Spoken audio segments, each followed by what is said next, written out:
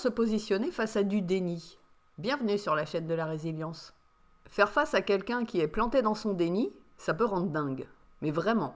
On est très désarmé lorsque cela nous arrive, et on ne sait pas comment se positionner, comment réagir, comment agir. C'est une situation très déstabilisante, quand elle n'est pas carrément destructrice.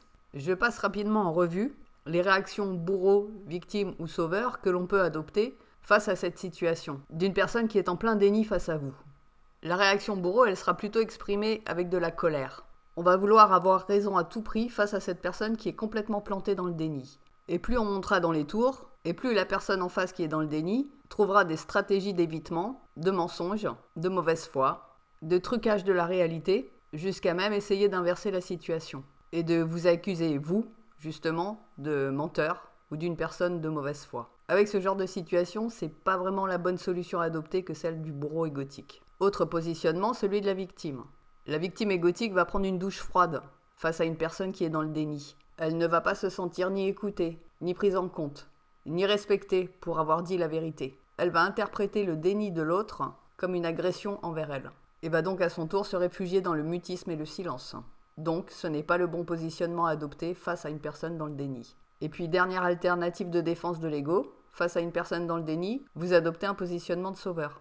Avec ce positionnement, vous allez rentrer dans des négociations, des justifications, des déballages de preuves et de contre-arguments. Mais ce que vous obtiendrez à la place d'une personne qui sort de son déni, eh bien ce sera une personne agressive, voire très agressive.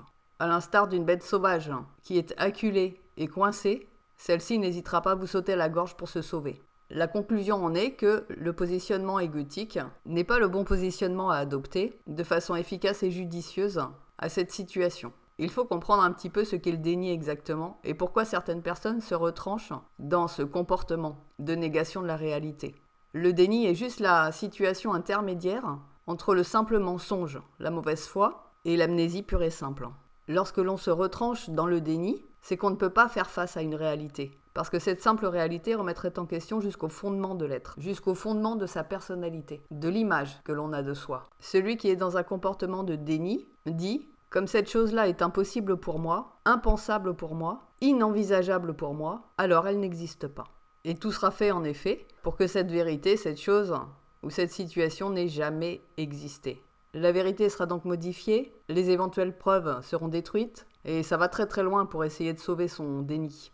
L'enjeu de remise en question est trop important pour la personne qui est plongée dans le déni. Cette personne-là aura besoin pour sortir de son déni d'une sécurisation maximum et de ne surtout pas se sentir jugée. Tôt ou tard, elle sera obligée de sortir de son déni. Et au plus elle s'y sera enfoncée, au plus la réalité lui éclatera en pleine figure. Il y a bien sûr des situations plus ou moins graves, des dénis plus ou moins lourds de conséquences, tels des dénis d'agression, des dénis d'inceste, des dénis de maltraitance, des dénis de grossesse.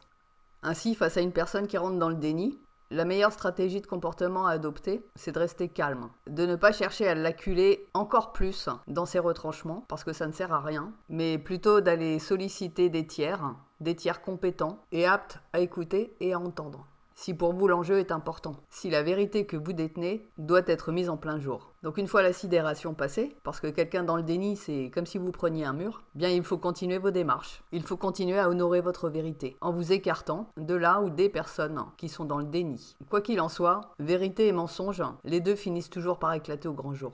L'expression de la vérité soulage, mais l'expression du mensonge détruit. J'en ai fini avec cette thématique du déni. C'était un audio très court cette fois-ci, mais qui colle aussi grandement à l'actualité des dernières années. Rendez-vous au prochain audio.